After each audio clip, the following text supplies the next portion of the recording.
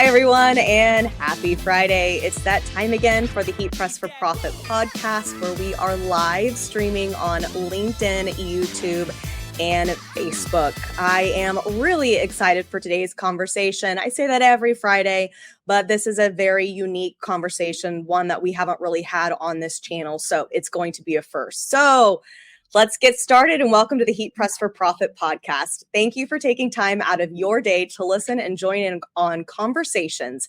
If you are watching with us live on Facebook, YouTube, or LinkedIn, make sure you shout out who you are and where you're tuning in from. And you guys know I love to know business names. This podcast is designed to have conversations with apparel decorators just like you and industry experts that can have an impact on your business. Today's conversation is about creating inclusivity in the workplace. Co-founder of Stakes Manufacturing, one of the largest enterprise print-on-demand companies in the country, and champion for a disability inclusion, Jed Seifert. So thank you so much for taking time out of your day to hop on our podcast, and welcome. Thank you very much for having me. It's a pleasure to be here, and happy Friday to everybody out there, and happy Hanukkah to anybody celebrating.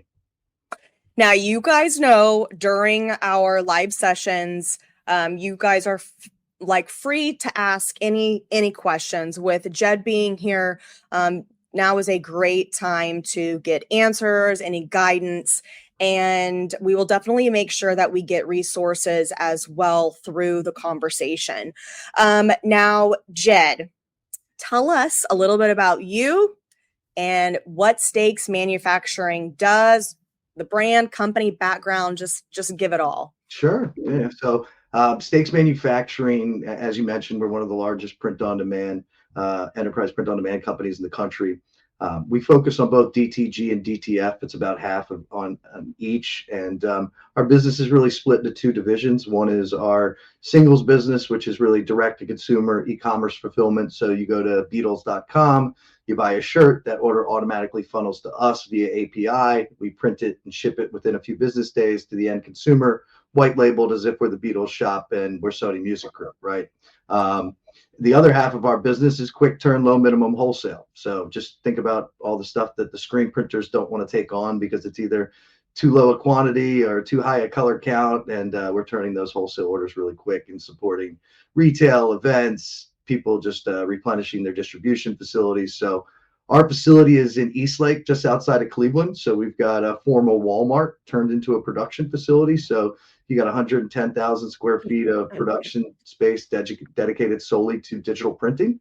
And we're an enterprise business, as you mentioned. So we're pretty much all B2B. So we work with large aggregators, whether they're aggregating hundreds of bands, teams, platform websites, designers, artists, all that good stuff. So, our business and why we're here is to talk about inclusion, and we're really proud that we're an extremely inclusive business. And oftentimes when people talk about inclusivity, they talk about race, religion, sexual orientation, but disabilities, when it comes to inclusion in employment, usually gets left out in the dark. And, my brother has disabilities, and him getting a job changed his life, gave him the ability to move out of my parents' house, get financial independence, find work friends, happiness, purpose, and be an active part of the community. And, when we started Stakes, our first initiative, day one, was to make sure that we wanted to provide the same life-changing opportunity that was provided to my brother to other individuals with developmental and intellectual disabilities. But let me be clear, this is not charity. This is not, you might get the warm and fuzzies from hiring folks with disabilities, but we're talking about meaningful, mutually beneficial, meaningful employment, and employees held to the same standards as folks without disabilities. And some of our best employees actually have disabilities. So, currently over 10% of our staff, we've got about 250 employees, and over 10% of our staff has intellectual and developmental disabilities. And as I mentioned, they're some of our best employees. Our top warehouse employee out of 40 is a gentleman with autism. Our top shipper out of 35 is a gentleman with autism, and that's based off of speed and accuracy KPIs alone. No advantages or anything else like that. And So yeah, and besides just being great employees, it's just truly changes the culture of our business and the fabric, of who we are. It started off as a vision of me and my business partner, Vince Bartozzi, who's been my best friend since I was 5, and a brother from another mother to both me and my brother. So it's something that's very personal to us. And when we set out on this mission, our goal was to not just to impact the lives of the people within the 4 walls of our building, but was to do things just like this, which was to get out on the streets, and really um, tell everybody about all the benefits of hiring people with disabilities, to help break down the stigmas and the preconceived notions that people have, but also give them the tools and of how to get started, and also kind of address some of their concerns about why they think their business can't do it, or why, it's going to be a challenge. And at the end of the day, we're a for-profit business. So, we need to make sure that we're performing at the highest level, no matter who we're hiring. But if you're not hiring folks with disabilities, you're just simply not, you're leaving out the largest minority in the country and some of the best employees you can get. And we're in a time where I think we'll all agree, whether you're in our industry or other industries, hiring people is a nightmare right now. And it doesn't look like it's getting, any better. And you've got this whole demographic of individuals who's excited, ready to go to work. And, it's time for the print industry to continue to evolve and tap into that resource. Jed, that's there was so much information in what you just said, and I think it's really going to set up this conversation to just really dive in to extremely deep levels, not necessarily on the printing aspect, but really about creating community. And one thing that I am so big on in the print industry is community and relying on each other. But it's not just within our community, it's being inclusive to bringing others in. And I think some of our viewers that are listening right now have said some pretty amazing things. So Matt Kinnan said, happy to be here, heard about Stakes on a Rock podcast. Looking forward to the discussion today. And Brandy Franken said, oh my God, this is amazing. My brother is 38 and high functioning autism, and it brings me so much way to hear. Now, this one I think is pretty cool. My 9-year-old is on the spectrum. You are amazing and bring joy to my mama heart. So it's really great to be able to connect with people, not only because of our industry, but because of what you are really doing in our industry and in your business. Now, let's talk a little bit about the misconceptions with disability and in inclusivity, because I remember listening to you talk about the misconception that just because somebody has a disability is going to kill your production time, or they're not going to move as fast as others, they're not going to work as hard. And I remember you saying it was the complete opposite, and it really increased your productivity. So can you dive just a little bit kind of on what you've seen about the misconception where that has been said, but you've got the proof is in the pudding, right? It's increasing your production. Yeah, so when we got started down this road, again, we're a for-profit business, so nothing we do can kind of change that. And all the warm and fuzzies in the world aren't going to make you, a profitable business. It's going to come down to performing at a high level, and we're in a quick-turn business where it is very demanding partners who have high expectations of quick turn times, efficiency, accuracy. So it's imperative to have top-level employees, and I think a lot of folks have this misconception about what people with disabilities can and can't do. And the reality is that there's a huge spectrum of folks with disabilities. I mean, we've got an individual with disabilities who's got a degree in cybersecurity from a major university. We have individuals with disabilities that are running, $750,000 cornea equipment. We've got individuals that are pressing, our transfers, with 300 some odd degree presses. And, I think that there's a lot of apprehension of people going, oh, well, they're going to slow down production. And even internally, we had the same concerns, right? When we got started, I remember we started in the warehouse because we thought that was sort of the most natural place to start. We've since expanded to pretty much every department. But, day one in the warehouse, I told the warehouse manager, I was like, look, man, if this impacts your ability to hit your performance KPIs, you got to let me know, man, because you got to hit your numbers. We got to hit our numbers. And, about a month later, I went back to him and I said, hey, how's it going? And he said, it's going great. It's going great. And I go, all right, but give me the real, like, this is impacting your performance? And he's like, no, Jed, these are some of my best, most reliable employees. And, you know, they're performing. Just look at the leaderboard, right? And not only that, but you know, it's making my other employees work harder, right? It's teaching them empathy. There's more teamwork in my team than I've ever seen before, even cross-departmental teamwork, and not necessarily just with the individual with disabilities, but just bringing the entire team closer together and creating this, like you said, sense of community within our four walls. And and I also the manager said something that was really touching, where he's like, look, man, a month ago I was just moving boxes of cotton around a warehouse. That was my job. Now I come to work and I feel like I have a purpose and I'm changing lives. Like, if you're not like a doctor or an EMT, or a teacher, like, how often do you get to say that you're changing lives on a regular basis? And, not to say that printing t-shirts can't change lives, we help causes and all types of things, but it's rare to get that sort of feeling coming to work. So yeah, it's been incredible. And again, you have some of your best employees, and it's just about, the goal is making sure that you're setting up people for success. And that goes for whether people have disabilities or not. Our job as leaders, managers, owners is about cultivating people's strengths and putting them in a position to be successful and mitigating their weaknesses and disabilities, not focusing on what they can't do, but put them to what they can do. And, depending on the disability and depending on the individual, there's different things that they're going to be successful with. Like, people with autism tend to be extraordinarily detail oriented, which is why, that shipper I mentioned, our top shipper, has a 0% error rate, right? The same with the warehouse picker. It's like near 0% error rate because, extremely detail oriented. But people don't think that. People, when they think about disabilities, they think about like low skilled repetition. But the reality is high skilled repetition is just as important, because there's such a spectrum of people with disabilities. But that repetition is really important, because repetition is how people with disabilities learn. It's also how other people learn, but people with disabilities, really, it's how they learn, and it's also where they feel comfort and home and routine.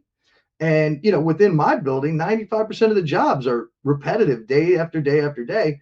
And in those repetitive roles, that's also where you tend to have the most turnover and the toughest time retaining employees.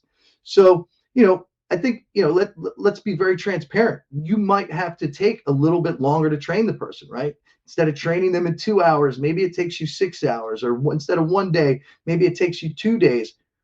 For us, it was really more about changing the way that we train people, because all of our training documents were very text heavy. And a lot of the folks that we have that work for us aren't, advanced readers. And so we just changed our training materials to be more visual. We also changed our training to be a little bit more, just do it. Like, let me just go show you how to do it, instead of me giving you something to read, or, step by step in this way. And I think that that's also made our managers better, because at the end of the day, we should be tailoring our training to every individual, whether they've got disabilities or not, because some people learn better from hearing, some people learn better from seeing, some people learn better from just doing, right? So it's about it's about setting people up for success. And if you do that, you have some of your best employees, and they're going to be some of your most longest tenured employees. So we've seen our turnover rates go down. Our folks with disabilities are some of the most reliable with attendance, some of the most eager to come to work, excited, motivated, and it's contagious, right? It gets, if you're getting your butt kicked in performance KPIs by somebody who's got disabilities and challenges that you don't have, it's hard to be lazy, right? And if you've got somebody who comes to work and they don't take it for granted, and they're excited and appreciative and just happy to be there every day, that's contagious as well. So this is a tremendous, widespread cultural impact on your business. And again, will impact your performance KPIs. And it's not just my business. There's tremendous studies out there. Sherm and a number of other folks have done studies, and inclusive businesses perform better. It brings, different skill sets. It brings different mindsets, different ideas, and it brings your team to be a lot more cohesive in the way that they work with you, work together. And I think that outside of the business, I think people want to work with companies that are making a social impact. So I think it also encourages more business to come to you, because people know you're doing well, for the community. So, again, you'll get some of your top performing employees, and it's just about putting in the right place. So we also have folks that do data entry, which is another position that a lot of people don't necessarily think of folks with disabilities, right? We have a lot of folks that do that type of stuff. So, there's disability employment service providers, which I know we're going to dive into, that will really work with your team to help make sure that you're kind of matching the right individual with the right position, and take sort of the thinking out of it. And I can kind of just dive right into how that whole program works if you want me to. So go for it. Yeah, so I think that's the biggest misconception. It's not just the misconception about the individuals and what they can do. The biggest misconception is I don't have the resources, I don't have the money, I don't have the managers that can handle this.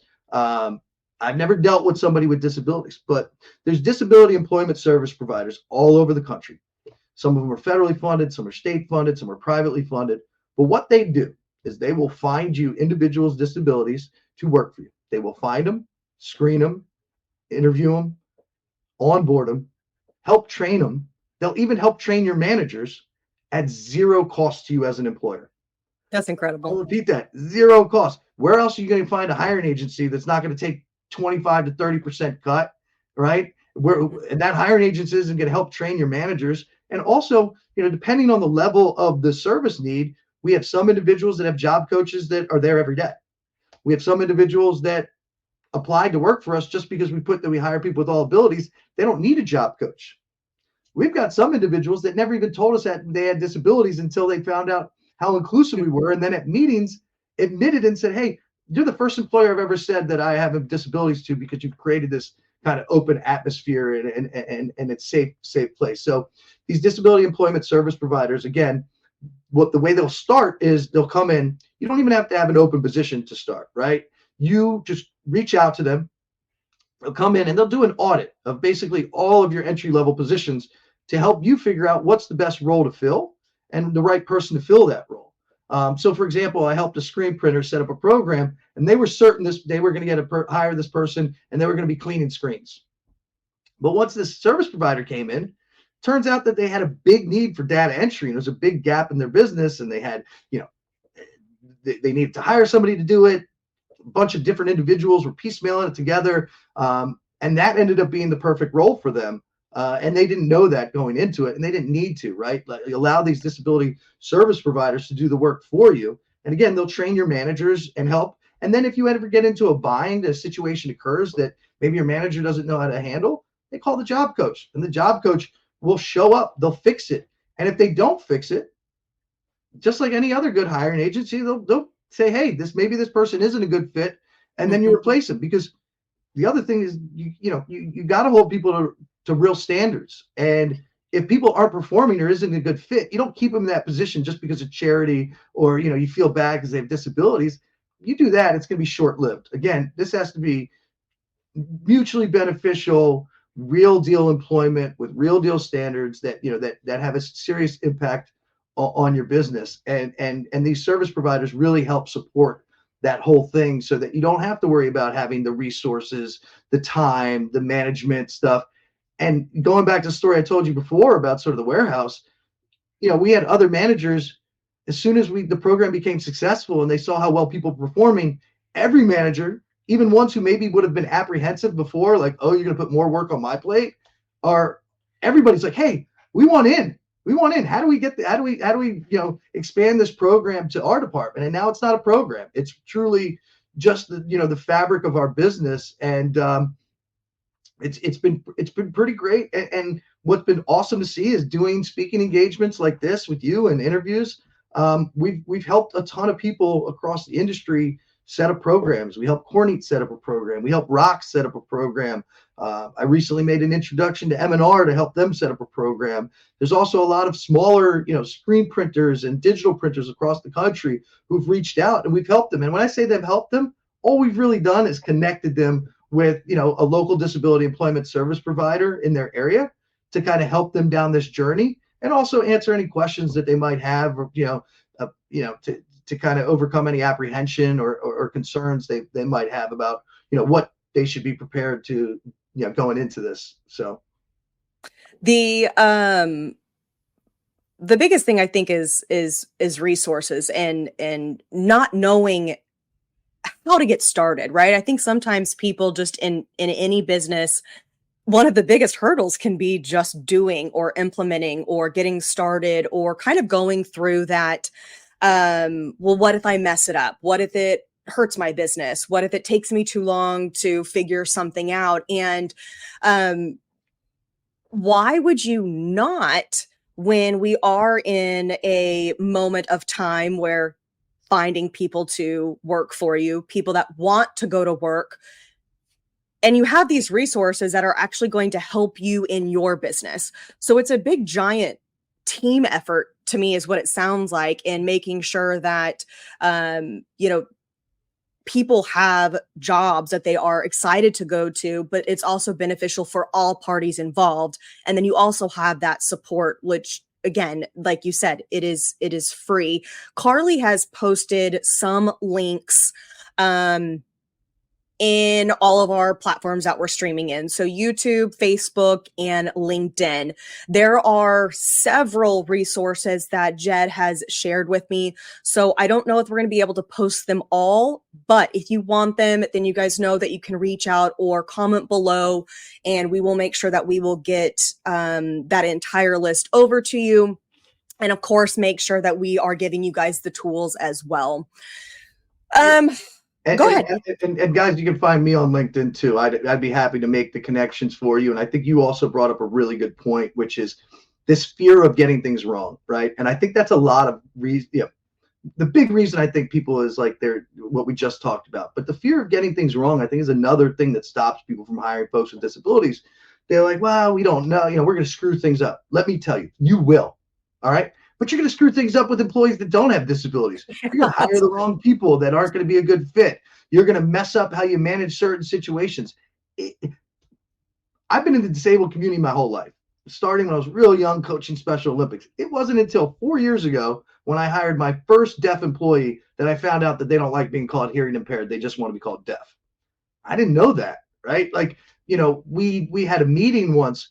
I had an impromptu meeting. So APSE, who's one of the resources that you're providing, is the National Trade Organization for Disability Employment Service Providers. And Stakes had the honor of being named National Employer of the Year last year, as voted for by the disability employment service providers across the nation.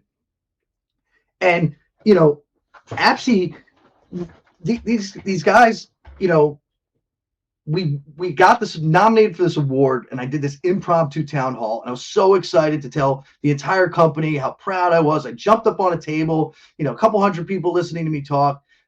I wanted to make sure that our deaf employees were taken care of. So we got this app that was supposed to like dictate what I was saying, that I had them sitting up front. I was going to make sure that I kept my face towards them so they could read my lips, and had the manager sitting right next to them too. Like, I'm like, I got the trifecta of support.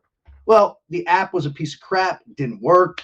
Turns out that, you know, two of the employees read lips well, but the other two didn't, and they weren't able to like kind of communicate back and forth fast enough that it was a disaster, right? At the end of it, they felt like they missed the whole thing. So I'm sitting there talking about how excited I am that we've like got nominated for this prestigious inclusion award. And I've got individuals that don't feel included in the conversation because, you know, it was impromptu, so I didn't have time to, you know, it was, so long story short, they kind of came to me after, and I redid the whole meeting for them, right? Mm-hmm. But my point being is like, that was like a thing where I screwed up, or when we screwed up. But that happens, right? And there is no pressure. The reality is that people with disabilities, you know, they would rather you try and fail. They'd rather you try and, oops, sorry about that.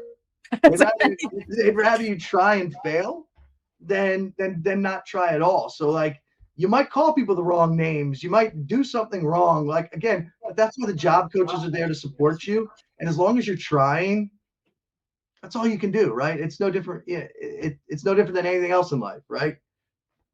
That's so my son wears a cochlear implant, or he has a cochlear implant, and at some point in his life he will have to get a second one. But the biggest thing that I've always said is it doesn't matter what it is. He is going to be treated and taught how to do everything. And I want him to sign as well. Just that way, he's always got multiple ways of communication and being able to connect with other individuals. And it's so interesting when you said the comment about like saying the wrong thing. We can all say the wrong thing at some point in time, and the only way you're going to learn is to mess up.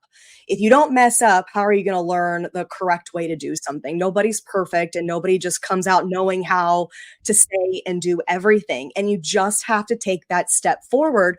But our society puts this, everything has to be perfect. You can't mess up. You can't be human, right? And I think it's such a key point that in anything, you just have to try. So if it's something new to you, you have to try it. You're going to mess up. There's going to be steps along the way.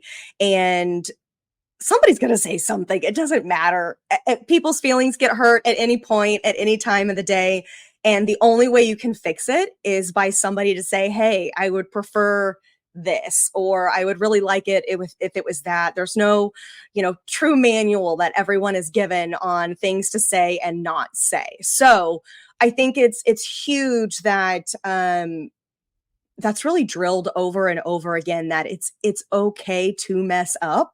It's just building better is what you have to do, going forward. 100%. And that's across all business, right? I also do a lot of speaking just about printing, right? And the number one question I get from new people entering our industry is like, how did you get it all figured out? Like, or people will be like, well, I couldn't start a business. I don't have this, tribal knowledge of being an entrepreneur. And I'm like, that's not how you figure things out in life.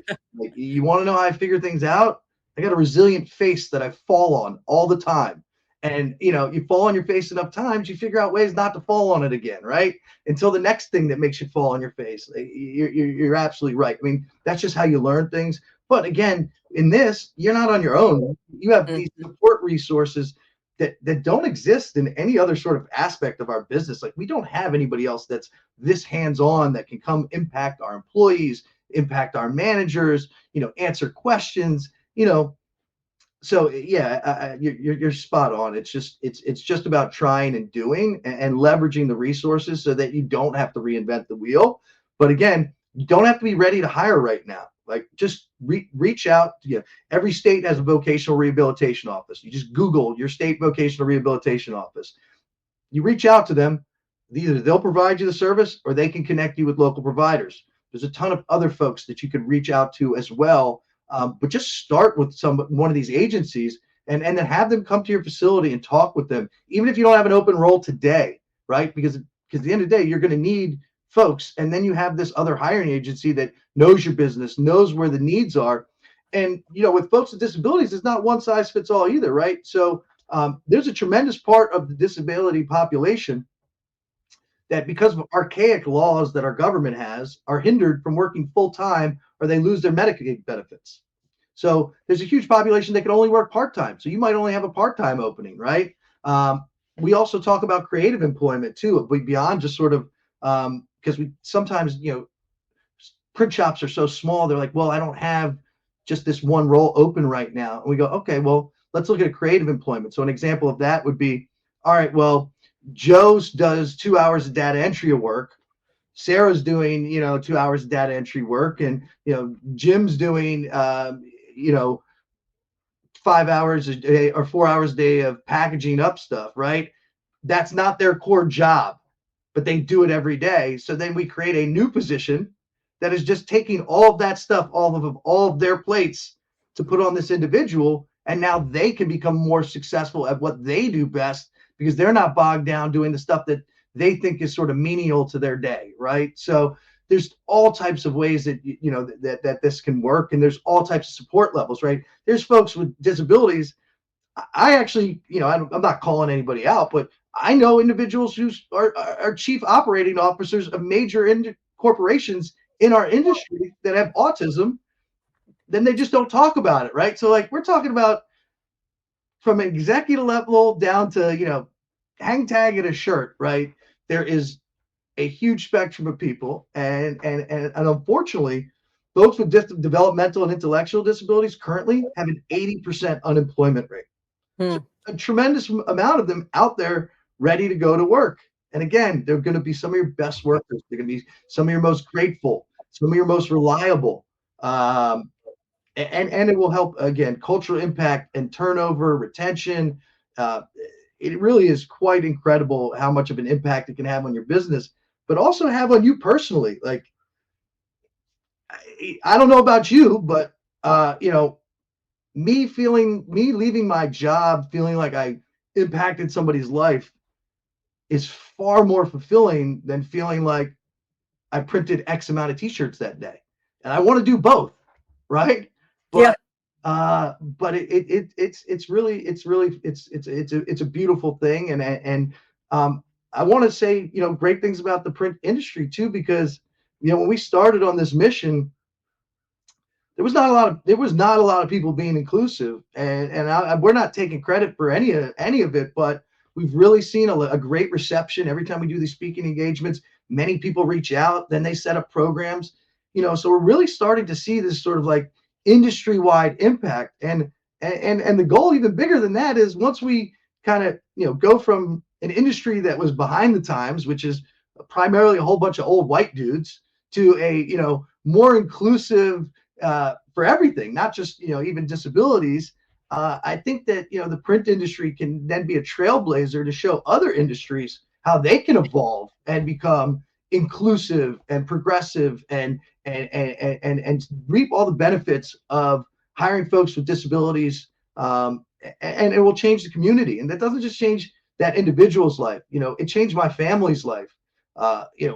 Anybody who's got somebody with disabilities in their life, you spend most of your time wondering what's going to happen after you die. And so to give people financial independence changes the whole family's life as well, and changes the community too, right? My brother went from a dependent living at my parents' house to an independent taxpayer, using public transportation, buying his lunches at local restaurants and places, putting money back into the local economy. So it's a widespread effect that is not just this one-to-one to the individual. You're really changing the family, you're changing the community, and it's going to change your business. So anything that I could do to help, please don't hesitate to reach out to me. And then I think that we're going to be posting some of these other resources that you can find in your area, like APSI and the ARC and Anchor, which is ANCOR. There's a number of them that are all really out there to help kind of support you guys in your mission.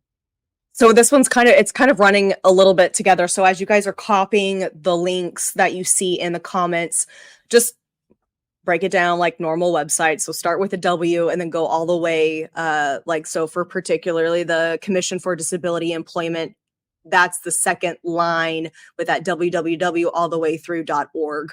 That's one. This is another where you can see employment policy. There's a little bit cut off, but remember, we're just trying to do our best to get those out to you. That way you guys can copy and paste. And then, like Carly also said, she did put in the comments, guys, that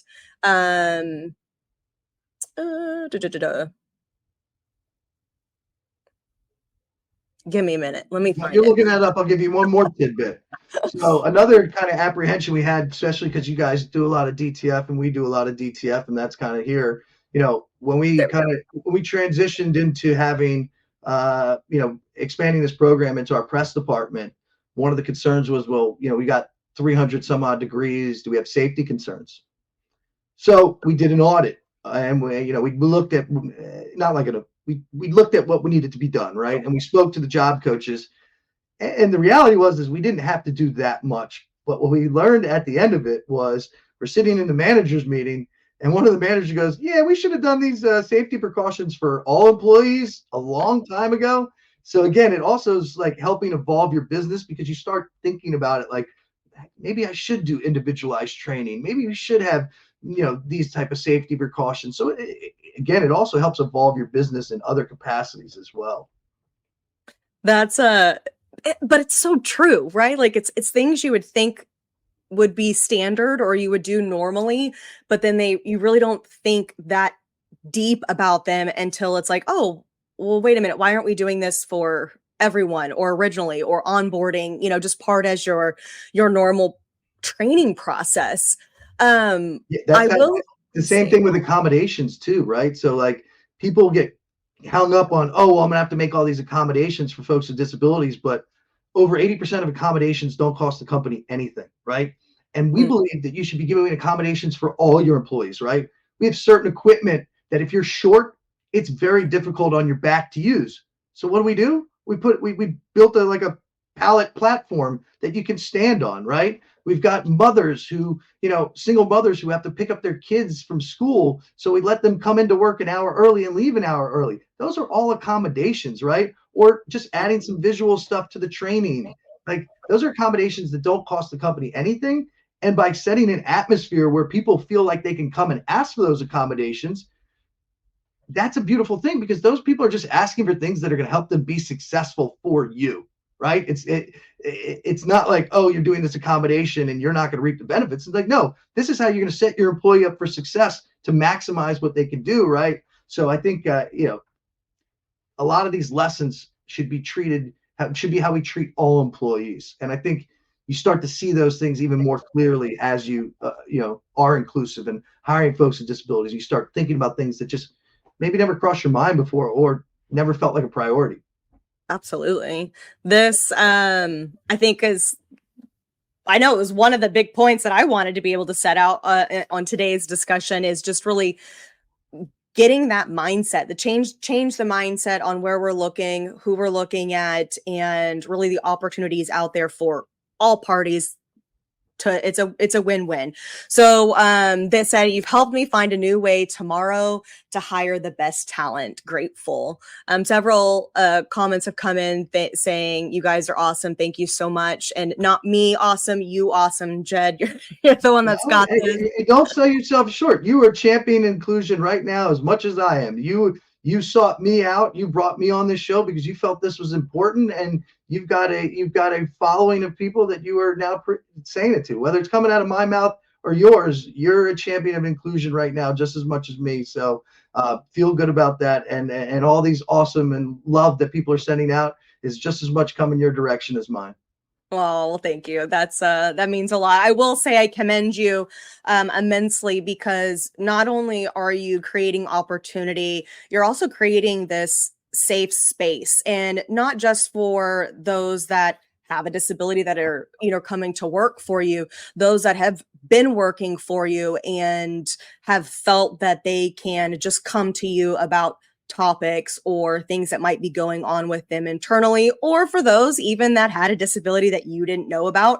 Creating that safe work environment is really going back to that community. But we spend so much of our life working, so why not have that place that feels like home, that is comforting, that is not only rewarding but it's another family. So kudos to you on building that and continuing to propel forward on just sharing.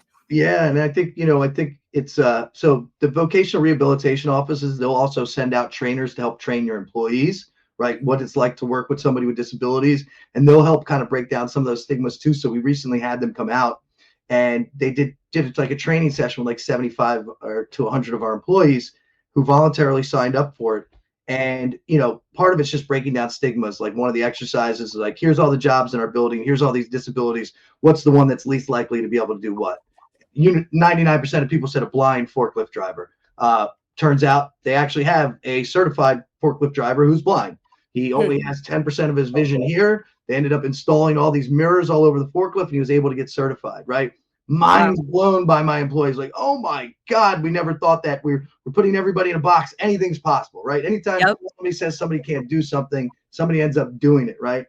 So while we're in this exercise, then it came like an open kind of raise your hand if you want to add something. And one of these employees stood up in front of 75 to 100 people and said, I have a disability, and nobody knew it. And everybody's there's waterworks. People are like, oh my God, she's just like, I just never felt like I could say this to anybody. And that was like one of the best moments of my life last year, because like I was like, oh my God, we've created an atmosphere that this person really, I mean, you got to have a high comfort level to even just Yeah. stand in front of 75 to 100 people to say anything, let alone Yeah. like this, like live emission. And then there's mothers, like we have this one mother who stood up then and said, I've got a daughter who's got, hearing problems, and because of the work that you guys do is why I didn't leave to go to Amazon to make an extra $1 an hour. Like, I feel like I'm making an impact here. And then, I said, oh, well, do you know how to sign language? And she's like, no, not yet. And, but I know I have to learn. And I was like, well, how about we subsidize you learning how to do sign language, and then you help support, training our deaf employees.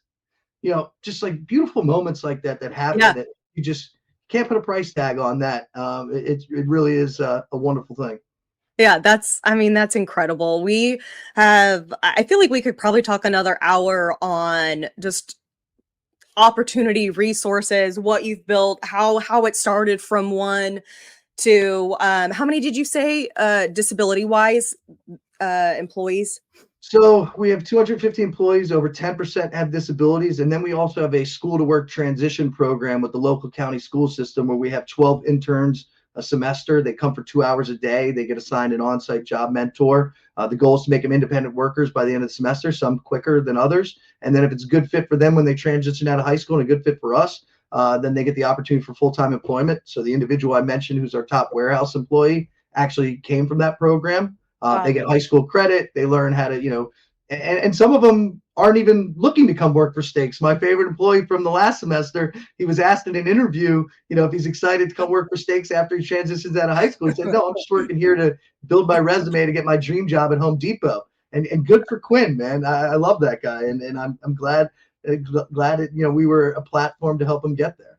Absolutely. I mean, the honesty is real and I love it. I mean, he's just excited about the future, right? Like he's just building everything that he needs to. So we can wrap up. What is one piece of information that you would love to give people on just going out there and looking into fulfilling those roles or those needs that they have within their business with people with disabilities and all of the websites? Do you have one piece of nugget of information? You don't have to have an open position. You don't have to know if you want to do this. You don't have to have any information whatsoever. All you have to do is reach out to a disability employment service provider in your area, and you can go through your state vocational rehabilitation office, or you can just Google them, and just reach out to them and start the conversation, because I think that you will be impressed with how easy it is to get a program set up. I think you'll be impressed by the support that you can have. And again, just start the conversation, because again, I'll say it for probably the third time. If you're not hiring folks with disabilities, you're leaving out the biggest minority in this country. And by doing that, you're ensuring that a huge portion of the population that has some of the best employees that you could have, you're just not even looking at that. And so, just start the conversation and let it see where it goes. And even if it's starting as little as, hey, let me just hire somebody on part-time or just seasonal, and then see the impact, see the feedback you get from your employees. And chances are you're just going to keep doubling down and growing the program, and because of the successes that you have from it. So I greatly appreciate you having me and providing a platform to help, reach out to more people in the industry and about this opportunity to hire folks with disabilities. Hopefully, this has been a fulfilling conversation for them, and they've gotten enough resources to get started. And again, this is a passion. This is a passion for me, as it's probably obvious already. So my LinkedIn has been posted twice in the chat, I can see. So, I'm more than happy to send you in the right direction as well if you want to reach out to me. Guys, you can also follow Jed, Stakes Manufacturing on Instagram, and that's Stakes MFG, not steaks like the food. So go follow them on Instagram, stay connected with him that way. And like Jed said, you can connect with him on LinkedIn. Carly has popped his link in the comments. One thing that I was just, as we were talking, Jed, the Heat Press for Profit group on Facebook is a great community, and we always share the podcast in there as well. But I'll make sure that we have some type of document that we can post with all the links that you recommended. So for those of you that are not in the Heat Press for Profit community on Facebook, go pop in there, go join it, and we'll work on getting a PDF with clickable links. That way we can just have like an easy resource tool for people to grab. Guys, thank you so much for tuning in live with myself and Jed. This conversation has been absolutely incredible, and I hope to do it again, sometime in 2024. If you're not following our channel, go ahead and subscribe. That way you can stay up to date with all of our new episodes. Now, keep in mind, this episode will publish to all platforms where you can stream podcasts next week. And of course, wrapping up for 2023, our last episode of the year will be next week with myself, Josh, and Jenna. And then we will kick it off, I think, like the second week in January for 2024. Thanks so much for tuning in live. Jed, it's been an absolute pleasure. Thank you so much for your time. Thank you for having me. And if anybody wants to read more about Stakes, you can find us at stakesmfg.com, STAKES MFG.com. There's more stories. There's tons of videos posted in the news section, interviews with employees. So if you want to dig in and see more about our program, our facility, or the services that we offer, please don't hesitate to reach out. And again, thank you again for your support and having me today, and happy Friday to everybody. You're so welcome. Bye, guys. We'll see you next time.